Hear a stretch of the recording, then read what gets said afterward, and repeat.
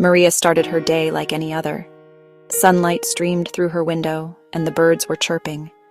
But a feeling of dread was already settling in her stomach. It wasn't about one big thing.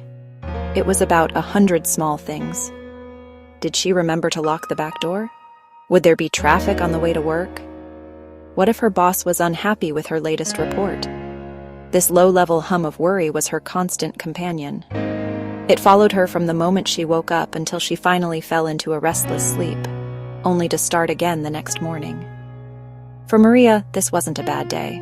It was just a normal day. Her friends saw her as reliable and conscientious. She was always prepared. She never missed a deadline. They would often praise her for being so on top of everything. Maria would just smile and nod. They didn't see the exhaustion behind her eyes. They didn't know about the hours she spent replaying conversations in her head. They couldn't feel the tension that lived permanently in her shoulders. This constant state of alert was draining her energy, making it hard to enjoy the good moments in her life. So, what exactly is this condition? Let's break it down. It's called Generalized Anxiety Disorder, or JADI. The key word here is generalized. This means the anxiety isn't tied to one specific thing like a fear of spiders or public speaking. Instead, it's a widespread and excessive worry about many different things. People with GAD worry about their health, their family, their finances, or their work. The worries are often out of proportion to the actual situation. They find it very difficult to control their worrying, even when they know it's irrational. Think of it like an internal alarm system that's faulty. A healthy alarm system goes off when there is a real danger. It helps you react and stay safe. But with GAD, the alarm is stuck in the on position. It rings constantly, even when there is no threat in sight. This keeps your body and mind in a permanent state of high alert. You are always waiting for the other shoe to drop. This is incredibly taxing on your system.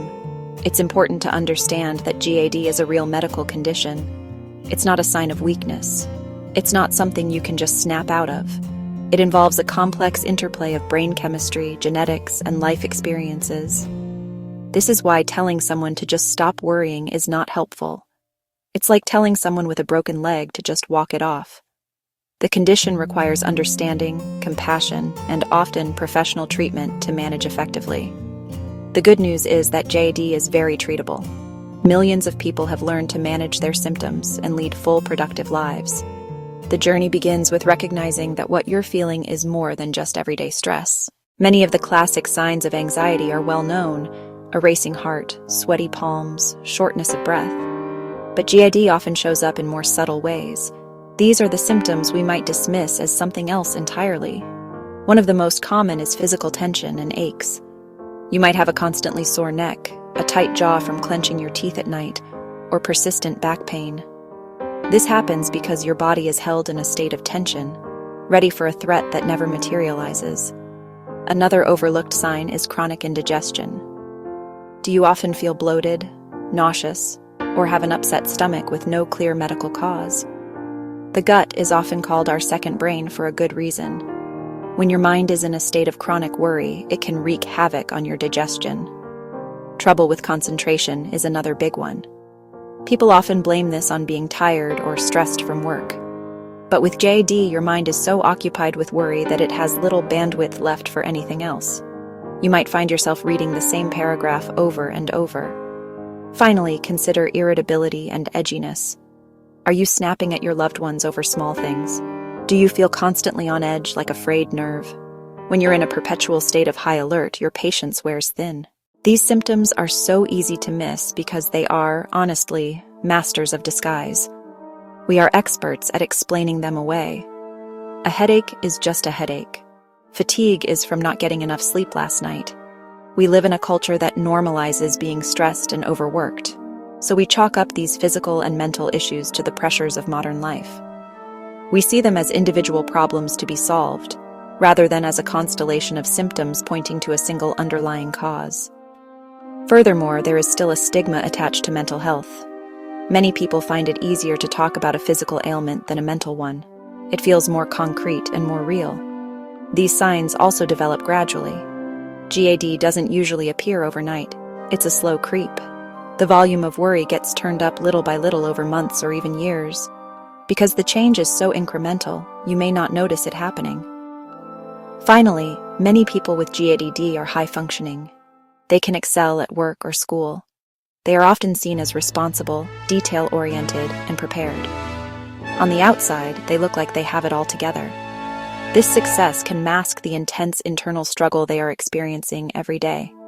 Their achievements become a form of camouflage, making it harder to recognize the toll the anxiety is taking behind the scenes.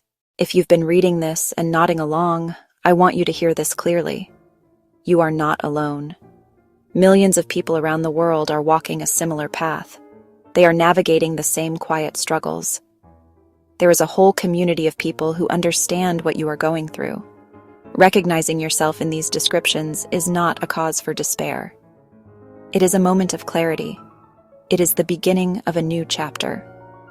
The first step is often the hardest, but it's also the most important. It's about giving yourself permission to seek help. You do not have to carry this burden by yourself. Your feelings are valid. Your struggles are real, and most importantly, there is hope. There are effective treatments, from therapy and counseling to medication and lifestyle changes that can help you manage your symptoms and reclaim your peace of mind. Talk to someone you trust. Simply saying the words out loud, "I think I might be struggling with anxiety," can be incredibly liberating. If you're ready, consider reaching out to a healthcare professional. Remember, seeking help is a sign of immense strength, not weakness.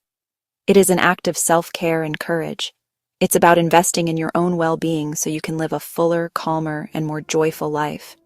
The path to managing anxiety is a journey, not a sprint, but it's a journey you don't have to take alone. There is support available, and there is a future where the constant hum of worry doesn't have to be the soundtrack to your life.